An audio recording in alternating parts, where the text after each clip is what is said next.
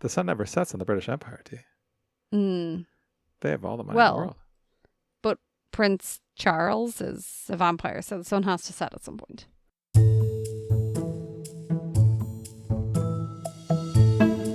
Can Ireland's best detective solve one of the most challenging and perplexing mysteries of all time? Wait, are we talking about a jokey podcast by a comedian about a pop singer? That's what I said. We're discussing who replaced Avril Lavigne on this episode of So Much Crime. So little time.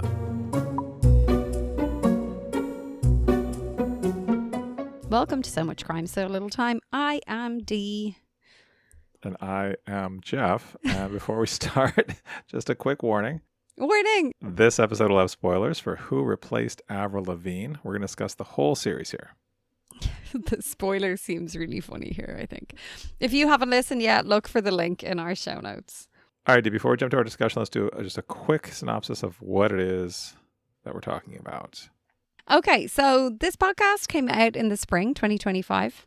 The host is Joanne McNally. Dee, who is Joanne McNally? Say it with more enthusiasm, please. Dee, who is Joanne McNally? Joanne McNally is maybe the most successful female comedian who's come out of Ireland. She is known for she has the Prosecco Express, I think was her first show, sold out so many nights in Ireland, all around England, the UK, and on the East Coast here in the United States, and she even popped over to the West Coast. She went to the United Arab Emirates, Australia. Global phenomenon, really. She's also known for her podcast, My Therapist Ghosted Me, which she co-hosts with Vogue Williams. It became very popular during the pandemic when nobody could do anything, and they just began shooting the shit together, having the chats, and they're very funny. Awesome. Is that the amount of detail you wanted there? That's a good amount of detail. I think that's perfect. Yeah. Cool. Right, so there's 6 episodes in total, each between 30 and 40 minutes long. But Jeff, what is this story about? Who did, in fact, replace Avril Lavigne? Well, we'll talk about this, but kind of nobody replaced Avril Lavigne. Spoiler. Or we all replaced Avril Lavigne. This podcast is about this internet theory that Avril Lavigne, pop star, actually died back in 2003 and was replaced by a body double named Melissa. Yeah, and we listened to 6 episodes of Joanne McNally going on this BBC and CBC sponsored investigation, doing some real private detective work here, I think. The work of the people. The work of the people, the important stuff. Yeah, well, before we start coming into this discussion, what's your take? What's your assessment? Did you enjoy this podcast? I suppose I have a lot of thoughts on this, but I'm wondering, because of my fangirl nature with Joanne McNally, like, should I hold off on how I felt about this podcast before you, or do you want me to go first? I don't mind. No, I can go first. I mean, I presume Joanne McNally is listening to us talk about this right now. Surely. I think you should definitely think about that when you speak. I thought this was great. I think Joanne McNally is funny. But I also thought she did a really good job trying to put together a like thorough investigation into this conspiracy theory. And she went to some places that I expected. She went to a couple places I didn't expect. Like, I thought this was surprisingly like comprehensive for a comedian doing a 6-episode kind of jokey podcast, and it was really funny. So, yeah, I loved this. I thought this was great. You're like, finally a podcast that there's like no rape or murder in it, or scamming. There was no rape or murder. Yeah, no, no pun intended. I felt a little bit like I had complicated feelings towards this podcast because as I started out, I feel like I didn't get it.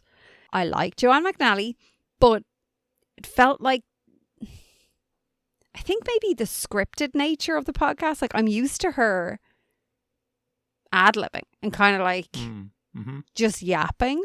And obviously it was so scripted, and even her conversations with the different people that she brought in, even Garode, that was probably my favourite parts, when herself and Garode were kind of having those like back and forth. Yeah. Because they're very comfortable with each other, so they were obviously a little bit less scripted. But yeah, I felt like any time she was unscripted, I really liked. But I think that's purely because I'm used to her being unscripted. Does that make sense? So it took me a bit to kind of get used to her in this way, and I was like, is she serious? Like, what part of this is serious and what part of it isn't? Very little of it was serious. Well, I don't agree, because I think when some of the interviews she did, I was like, oh shit, like, you know, the impact of a rumor like this, as we heard from what's your man's name that used to be on CBC? I don't know anybody's name. Jeff, what am I supposed to do with that? I was channeling my inner D on this one. I actually Googled this guy because they were like, oh, you'd recognize him. And I was like, I want to know who he is. I'll hold. I presumed so. Dave Benson Phillips. No Dennis there. No, but Dave and Benson, like if you put it together, it's Denson, and Denson is really close to Dennis. I think that's where my brain went. Basically the same thing. So like when she was interviewing him, like I was like, oh wow. I don't know. I felt like when she was interviewing people, she was at her strongest. That's what I think. Did I like it? Yeah, I grew to like it as it went on. Okay. I thought you'd be a little warmer on this. I mean, this is why it's complicated, because I'm conflicted because I really enjoy Joanne McNally. It's just, I couldn't figure out whether it's because of the different format. I was struggling to to get it. How do you feel about the conspiracy at the heart of this? How do I feel about it? Yeah, like, okay, well, let me ask it a different way. You listen to this whole thing. Do you believe that Avril Lavigne is alive today, or was she replaced? No, she was alive, but I didn't believe before this that she was dead. Did you? Did you go on a journey at all during this podcast where you thought, well, maybe she was? No. Never, not once? No. Okay. I do. No. I learned a lot from it, though. What did you learn? How unlikely it would be that you have like a proper doppelganger, and how your brain is more likely to see similarities as opposed to differences. Like, fascinating. Yeah, that was interesting. Yeah. And there's so many conspiracy theories out there. I hadn't heard of half of them. Like the Paul McCartney one, and like Tupac, Michael Jackson. Yeah, I had actually been recently seeing the Melania Trump one a lot. And yeah, this kind of refuted that, I guess. I enjoy that. It's like, I don't mean to be mean, but I think her makeup was just really bad that day. Well, there's a lot of video of her wearing giant hats, sunglasses at night. She just doesn't have her face on. She's a strange person. I mean, I also learned a lot of things in this. I think there were a bunch of things. I knew the Paul McCartney thing. I knew the Tupac thing, like all of that. I thought the interview with the plastic surgeon was interesting. Like it looks like she got a little bit of a rhinoplasty, like a nose job. I was like, oh, I know that one. Like I've heard that one before. But also like the balance of both like minor plastic surgeries that she may or may not have gotten, but also just like she became famous when she was like 17, and people's like faces and bodies change, right? Yeah. Like that. Some of that is just what happens. I think as we're recording this, there was just a little minor internet kerfuffle about Jim Carrey. Did you see this? No. He was at some like awards show or something, and his face just looked very different. And it's one of those things where I just saw a bunch of pictures, like side by side pictures of like, is this really Jim Carrey or is this a doppelganger? And that's as far as I went with it. Yeah. I mean, it's funny that this brought up. I was watching a very acclaimed highbrow show the other night called The Real Housewives of Beverly Hills, and the two of them in it were talking about work they had done. Do you remember Denise Richards? Yes. Okay, Paul couldn't remember her, and I was like, a fucking sex icon of the 90s, and 90s and 2000s. I was like, how do you not know her? But yeah. Yeah, she played like the scientist in a Bond movie, one of the Pierce Brosnan ones. Yeah. So they're talking, her and like one of the girls, Erica, were like talking about the work they'd done, and there was this other girl sitting there being like so disgusted, which is what I was saying, because they were talking about like getting your scalp lifted and like shaving off parts of like your jaw and like taking like fat from here and like putting it in here. And I was just, this woman Sutton's face was like, I'm just so horrified about it. So then with that, and then listening to the plastic surgeon on this, I thought that was gas. It was gas hearing Joanne talk to the plastic surgeon as well, because she keeps being like, I love a tweakment. I'm a big fan of a tweakment. I have a couple of hard hitting journalistic questions for you. Okay. Do you want to hear one of them? Yes. All right. So, and I think one of the, maybe the first or second episode, Joanne goes to the town where Avril Lavigne grew up. And one of the places she goes to is the pizzeria. I think it's called La Pizzeria. Yeah. And they have the Avril Lavigne pizza. Do you remember what was on it? Pepperoni, mushroom, and olives, I think is what your notes say. Thanks for reading my notes. First of all, how do you feel about this being the Avril Lavigne pizza? Like, is this... I feel like... Well, I have opinions on this, but what do you think? It's because she orders this pizza. I guess so. Yeah, this is her own personal order. I'm not opposed to this. I enjoy all three of these. I don't know if I'd personally put pepperoni with olives on a pizza, but like, that's fine. Olives, I think, is the weak link here. I feel like black olives in particular are the least good olives. Why are you making a face? Just feels like a bit of a mean thing to say. Like, what's your basis for that? Black olives are the most boring olives. I don't feel like they bring anything to a pizza. Like the salty taste. Pepperoni does. Pepperoni is full of flavor. Mushrooms are great. Love mushrooms on a pizza. What kind of flavor do mushrooms bring to a pizza? Mushroom. Like solo mushroom. Not like garlic mushroom. Not like sauteed mushroom. Just like mushroom on a pizza. Mushrooms have a very distinct, strong flavor. They also have a different texture than pretty much anything else. I mean, they're a fungus. That's interesting. It's different. That's what you want on your pizza, just a fungus. Yeah. Yeah. What's your flavor then, Jeff? Is that what you were going to ask me? No. I know that's in my notes, and stop reading my notes. I was going to ask you. It's just because it's like, I've got my notes open that are 2 lines long, and it's like, I can see 2 lines. I can see 4 lines of your notes. Okay. No, I can't see any of them. I have been to a number of restaurants that have meals or sandwiches or something named after a celebrity, and I feel like a lot of times it's dumb. It either has nothing to do with that actual person, or it's just like a random selection of things on a sandwich. What I like about this is pepperoni, mushrooms, and olives is a very ordinary pizza.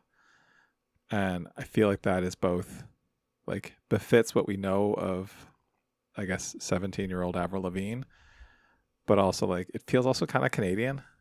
Of like, yeah, it's not like, artichokes and truffle oil and some like random toppings on a pizza. This works. I like this. I mean, she would say that she's anything but ordinary, but sure. Well, I will see how many album references I could get in here. I've been listening to this album so much. I listened to the album more than I've listened to the podcast. All right, let me ask you my big journalistic question. I went rocket and I asked ham. Oh, I'm not getting to say what pizza I'd have. Okay. What would your pizza be? Oh, you would say arugula. I would say rocket. Ham. Parma ham. Arugula. Arugula. You were giving me grief about mushrooms? I know. I don't mind the mushrooms on the pizza. I'm giving you grief about the fact that you're giving the olives grief. I'm standing up for the olives. Will you calm down? I haven't finished. It's the combination of the flavors. Artichoke, Are you Okay. raising your eyes because that's like Pretentious? Yeah. You're pretentious at arugula, but but I call keep it going. rocket. Is it less pretentious when I say rocket? Yes. Okay. Rocket, artichoke, parma ham, black olives. That feels like you've been in Silicon Valley too long. I will tell you, it's very hard to get that pizza here. Is it? And where it came from is a night that I used to have with friends to watch The Bachelor or Bachelorette or Bachelor in Paradise. And we used to get pizza from a very nice place that did wood-fired pizzas. And that was always our pizza order. I mean, it sounds delicious. Exactly. I would absolutely have it. Of course you would. But also, What's your problem? wouldn't.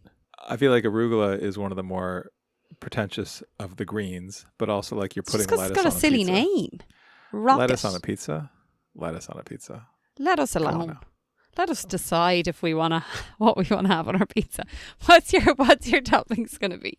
See, I used to be like a pepperoni sausage. That was like my go-to. And I still enjoy that quite a bit. But I pivoted more to a veggie style pizza. Although the problem with the veggie pizza, and I don't know if this isn't really an artichoke problem because these artichokes are probably like coming out of like oil based marinade, but you throw a bunch of veggies on a pizza and there's so much water in those veggies, you end up with a soggy pizza. So I don't know. Nobody I'm wants kind a of soggy between pizza. pizzas right now. I'm I mean, what pizza did you have on Wednesday? Yesterday in work. I had tiny slices of 6 different pizzas Oh, okay. because I just Tiny like the slices. variety. I enjoyed the tiny slices. Like, I didn't have 6 large slices. I had tiny slices. Okay. Well, actually, I wanted to ask if you'd done this before I did. Do you have celebrities for whom you could be a doppelganger? No. Okay. So I asked, Oh, are you just gonna? Oh my God! Sorry, you asked what? Gemini. Oh my I put God! in both of our pictures. Stop and I it! said- I did. That is so Uh, funny. Is this a thing you were like, I've done a thing and it's very funny? Yes. Did Ben Affleck come up for you? No. Oh, No. Do you want to Are hear you yours first or sad? mine? yours. Mine. Okay. All right. Let me scroll down. I have yours first. Did you just assume I'd be like, me? Talk about me first. So for me, it matched on face shape, dark hair, and goatee, and it gave me three matches. The first is based on the oval face shape and friendly, expressive eye area. Does that mean wrinkles? Wow, that's not where I went with that. I just Oh, thought it okay. had friendly eyes and that were expressive. Tony Hale from Arrested Development and Veep. Hold on. I need to. Okay. Well, that was one. Okay. The next one, with whom I share a leaner face and a similar salt and pepper goatee style and warm, dark eyes, Gemini's so nice. is Jeffrey Dean Morgan. Fellow Jeff. Another Jeff. I know.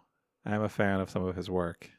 I don't feel really like they're see just it. getting like dark haired, like bearded folk. A little bit. And then the third one. He's also is someone 59. Did you know that? The other guy's 55. Thanks, Steve. No problem. I just wanted to let you know in case you didn't see that. The other one with a very similar facial structure and smile while sporting a similar beard style is Ross Marquand. I don't know how to say that name. I had never heard of him. He apparently is on The Walking Dead. Jeffrey Dean Morgan, also Walking Dead. As well as Marquand? How do you Supernatural spell and a that? bunch of other things. Marquand. Okay, he's 44. So I did ask about people that I have been compared to. Well, I asked about one, which the most recent Were one you like, is, what about Ben Affleck? I want to be like him. And was it just like, no? I didn't ask that. The one I asked about, which is the one that more recently I've been told, because I think Ben Affleck and I had a similar goatee like 20 years ago, Mm. and some other similarities, but that we've diverged. Our paths have diverged. The one I've heard more recently, maybe this is also just like Did- when I was compared Was to it Ben Robert Affleck, Frost that has a poem about that? Yes. At the time, though, we also were both in the Boston area. And so I think that had some. But the one who lives in the Bay Area is Kyle Shanahan, the coach of the 49ers. Mm-hmm. And so I asked, and according to Gemini, we have a similar jawline, this is a word that I'm not sure I should say on the podcast, but I'm going to say it. Nasolabial folds, which is Nostrils. the line from the nose to the mouth. Oh, like And here. it's this. Oh, that one? Okay. Yeah. And How can it see it when you've got so much hair? Why are you raising your eyes up? Is that not a fair question? Well, Gemini thinks he could easily pass for a relative of mine. Like you could be his dad or something. Oh my God. He's older than me. I'm 30% sure. Amazing. That was great. Do you want to hear yours? I don't know. He's 46. He's not 47 until December 14th. Same age today. Okay. I have two sets of actresses for you. Which Two one's better? sets? Sets, yes. 6 total, but we don't have to go through them all. I don't know all of these people. Okay. Google. I don't have great pictures of you, but I put 2 different ones in to see if it was different. It was completely different. So the first one I put in was the picture of you that's on the So Much Crime So Little Time website. Which I think it's your like wedding photo. I mean, my wedding makeup had been done. Yes. And so it's from like 35 years ago. So I thought that was a little deceptive in how much younger you were. So then I put a more recent one in. Whatever. Okay. From Well, the hold last on. few months that I had. Oh God. Where's that one from? It's the one of you modeling our maroon t-shirt. Oh yeah. Okay. Yeah. Okay. But the wedding photo one from when you were much younger. All right, calm down. The Less three facial actresses. The first one matched on your similar jawline and chin shape, as well as the way your eyes crinkle naturally when you smile. hair. That's the wrinkles. That's definitely wrinkles. Also, the vibe here, you share with this person a mix of elegance and I did not write this. This was Gemini. Your vibe shows a mix of elegance and, quote, don't mess with me sharpness. How did it know? That's from your wedding. That's Lena Headey from Game of Thrones and a bunch of other things. Huh. Okay. I don't really see that one. The next one, the similarity is you have the same prominent, well-defined eyebrows and wide-set, expressive eyes that give off a youthful but soulful energy. So I presume this is because you were youthful then. Full of soul. This one's Maisie Williams, also from Game of Thrones, Arya Stark. Huh. So brow line and eye area in particular. I kind of see that one. What do you think? I mean, I don't think my eyes are as wide apart as hers. Okay, the third one.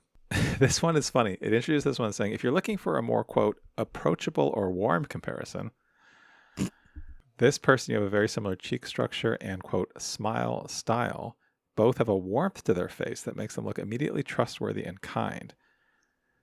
And that's Melanie Linsky from The Last of Us and Yellow Jackets. Oh, yes. Yeah, I see that. I think I see that more than the others. All right, so what's funny is, and this is where we're going to do, like we should look up some ages of these people. The picture from this last few months, the first match was someone who has the same, quote, approachable vibe and similar face shape and prominent. Smiling, do you think? Probably. Similar face shape and prominent high cheekbones when you smile is Jennifer Garner. I'll take that every day of the week. Yeah. And then this next one. She's 53, Jeff, but I mean tweakments. She doesn't look 53. No. The next one is you have a strong match in the dark defined eyebrows and the set of your eyes. Also has a similar chin and jawline is, I don't know how to say her first name. It's Paget. How do you say that name? Paget. Ooh, Brewster? Brewster from Criminal Minds. Yeah. Huh. Definitely don't have her nose.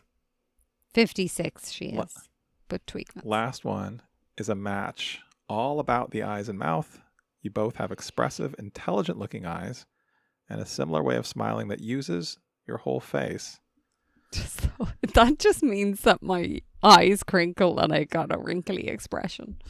Go on. This last one is Mary Louise Parker from Weeds and a bunch of other things. Okay. Yeah. 60. They also just threw out some other names. Elizabeth Moss, Rosemary DeWitt. Elizabeth Moss, you have a similar high forehead. That seemed like an insult. She also has like a pretty large forehead. I don't. Like, I think in the picture that your hair is pulled back. Slicked back, yeah. Yeah. So anyway, that is funny. It is so complimentary in the way it phrases things. I learned that from what it was saying about you, but it was very like the kindness in her eyes. She looks trustworthy. It's trying to endear itself to us. Mm-hmm. All right. How do you feel about the reveal that the doppelganger, Melissa, is actually like runs a fan site? I love that because it makes sense. Like, because towards the end, I was like, okay, so we just leaving this all together. We're now like, this is bullshit. And then she went down into like how to create a conspiracy theory, blah, blah, blah, this, that, and the other. And then it comes back to that. And I was like, oh, that's like, I don't know. That felt a little bit of a bow or like a tightening up at the end. I'm glad we know that. Yeah, I thought it was really sweet. Like, it was a sweet ending. And it also, yeah, there was an answer. Like, there was sort of all the research went somewhere. Like, she was making jokes all throughout about like, I just Googled this. But like, she also found out some stuff. Mm-hmm. And the thing that she won a contest, that is why Melissa's name was written on Avril Lavigne's hand in a picture. Like, that's kind of awesome. Yeah. It's kind of also full circle because, you know, Avril Lavigne won a contest to sing with Shania Twain. And maybe... Oh, yeah. If this one, Melissa, like, is like running a fan site for Avril, I'm sure something like this is like top, you know, best days of her life kind of thing. I will say my biggest disappointment was that Joanne McNally never got to talk to Avril or Melissa. Like, I think that would have been a good get. Also, like, the weight of the BBC and famed Irish comedian, like, none of that gets you in the door with Avril Lavigne in 2025. I don't know. Like, is it like it's kind of a satirical kind of? Is satirical the right word to say? I don't think that's the right word. I feel like this is the kind of, yeah, it was satirical. I think this is the kind of thing that Avril Lavigne, from what little I know of her, would be down for participating in. Like, I think she would be in on the joke. I mean, the evidence that we have in front of us is that she's not. Maybe also she wants to, you know, she doesn't want to kill the rumor. She wants to just like let it simmer there. Do you think she thinks the rumor helps her career? No. I think she doesn't think about it. I was surprised how many of the things we talked about in our time machine last episode popped up here, like the Paul McCartney thing, Eminem, you know, a bunch of things that we talked about were here. There were others I didn't write down, but I didn't know the extent of the Paul McCartney thing. I went and looked at pictures of Billy Shears. Because you know, that's one of those things. Like, when I was a kid, you know, I would hear that intro to Sgt. Pepper where they say, like, you know, like the beginning of that album, right? The beginning of that song is they say Billy Shears. And it's like, I don't know who Billy Shears is. And he looks just like Paul McCartney. Mm-hmm. It's weird. But also, like, Paul McCartney looks more like Paul McCartney and still looks more like Paul McCartney. Well, I think they said at one point, like, the chances of getting someone who looks really like him and also sings like him and also like plays the has the musical talent like him, like, we're gonna say it's slim. Yeah, I think it's pretty slim. Didn't that guy also believe Jim Morrison was actually still alive? Yeah. You know, I think that was one thing about the podcast at the start I didn't love was when she starts speaking to Garode and she's like, okay, I'm going to convince you because if I can convince you, I can convince anyone. And then he's kind of on side and she's like, well, I actually haven't told him half the evidence. And then when she started, like, I didn't know what to make of it because then I was like, well, all your cards are on the table. But then she's like just pulling at the threads. I loved the idea of like, we have a whiteboard. Like, I want it to be a pin board. Let's just say it's a pin board. I think we had this conversation before as well to be like, can we just pretend we have a pin board? Like, I want to have a pin board. And so I loved like all of that. I think I'd enjoy this podcast more if I listened to it again. It's really fun. I feel like this is one that is just, she makes so many little like quick asides, like little. I think to your point about it being scripted, like there's a lot of off script little jokes, or maybe they're scripted. I don't know.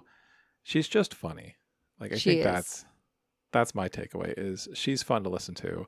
She does a good job of being funny. Yeah. Which is good because she's a comedian, so that's helpful.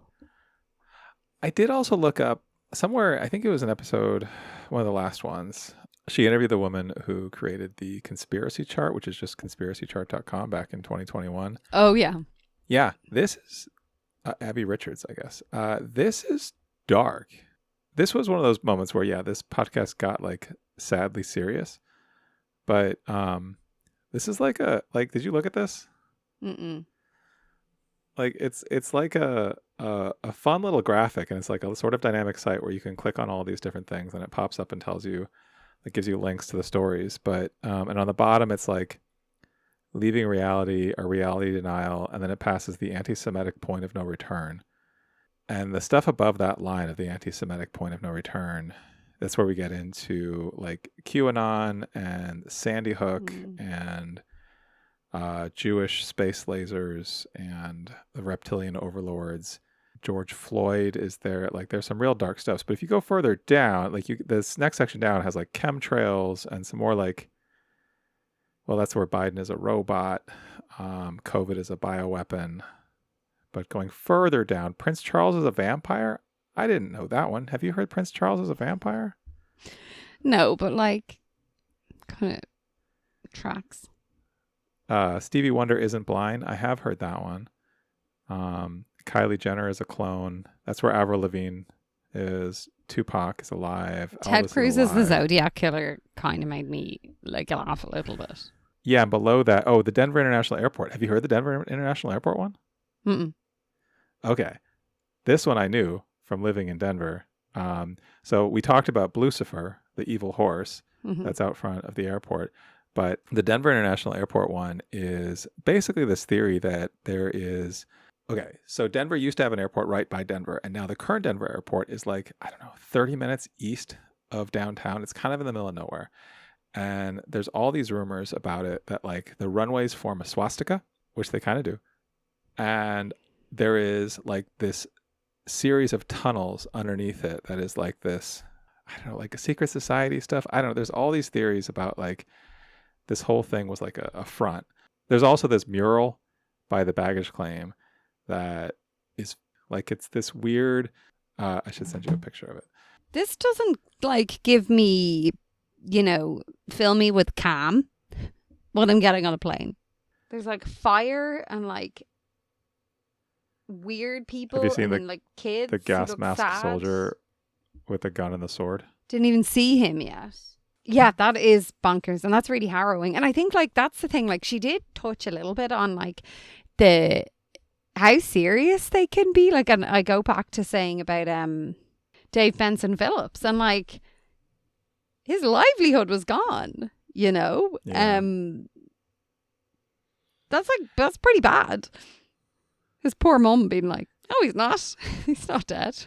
Well, yeah, and I guess, and the other thing that they touched on was how, like, what's the question of like, where's the harm? Like, part of the harm is once you start believing this, it sort of erodes your trust in so many things, and I feel like you don't start at QAnon, right? Like you descend that far through a series of other conspiracy theories, and then suddenly you're in a real dark place. And it's like just that It's kind of like I don't know, is it a metaphor for like anything in life when you have trust? Like if you break the trust, it's kind of hard to believe a lot. And I think that's probably where people go down that rabbit hole. Yeah. But what was great about this is it didn't like lean into that too much. It was like, well, you know, yeah, there's bad sides to this and it can get real dark, but also it's kind of gas. I will say, there was something, I don't know if this was a part of your experience.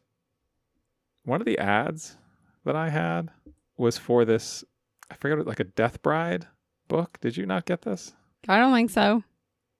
It was an ad for a novel, but then there was a clip of an interview with the author who's talking about how this was a real thing in like ancient Chinese culture of like marrying someone dead, or like if your son dies, you before he's married, you have to find someone to like marry him for the afterlife. It was sort of nonsensical because it is true. Like this is a real thing, and it's in there's different cultures that have similar things. But it was such a weird ad that I would like half listen to when I wasn't skipping through the ads, and it felt like a conspiracy, but it's actually not. It's a real thing.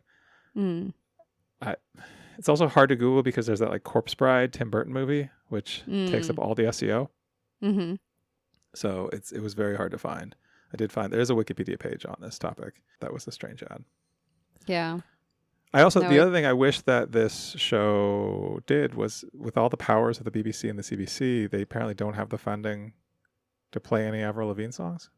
I mean, well, first of all, I will say BBC is like a national, like it's run by the country. It's like, you know, one of those neutral news stations. I don't know what I don't understand.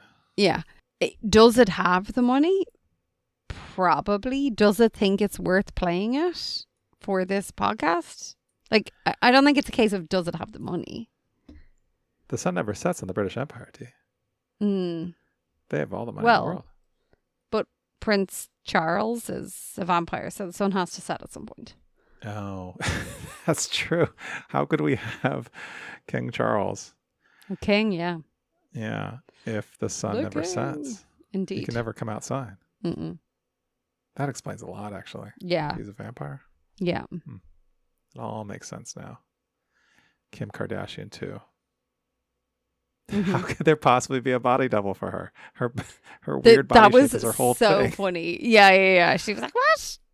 Her interviewing someone to be her doppelganger was hilarious. That was also great. Yeah. That was great. Being like, do you know what you're here for? And she's like, no. The smoking bit too. Yeah. Sounds like you smoke. I gave up. You're going to have to take them back up. So funny. Yeah. Well. Yeah.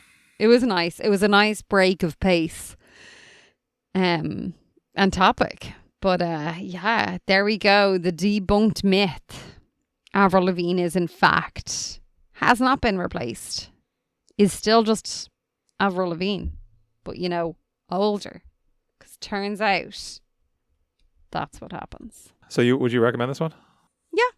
I think we've some friends who don't usually listen to the podcast we listen to on this who would enjoy this one.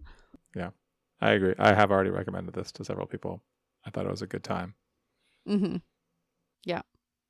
Great. Love to hear. Look at us agreeing. That's weird. Don't know how people feel like that.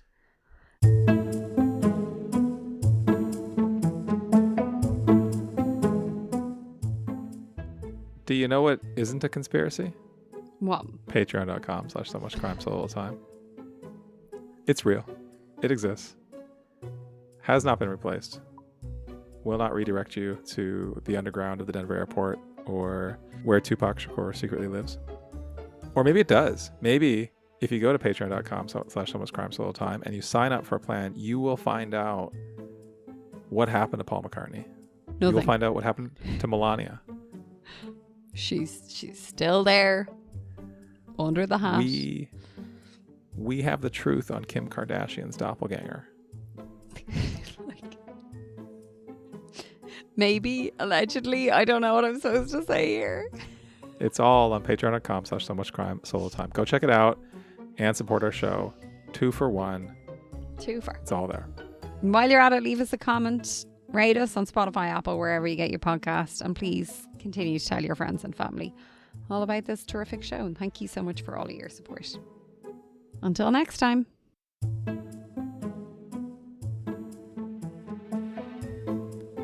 So Much Crime, So Little Time is a production of Mind Glove Media. The executive producer is Paxton Caloriso. Our associate producer is Blythe Ty. Our theme music was composed by Vyacheslav Starostin. If you haven't done it yet, please subscribe to this show on your podcast app. And don't forget to give us a 5-star rating and a review. Even better, tell your friends. To join the discussion, look for us on social media. Check out the show notes for all the links. Thanks for listening.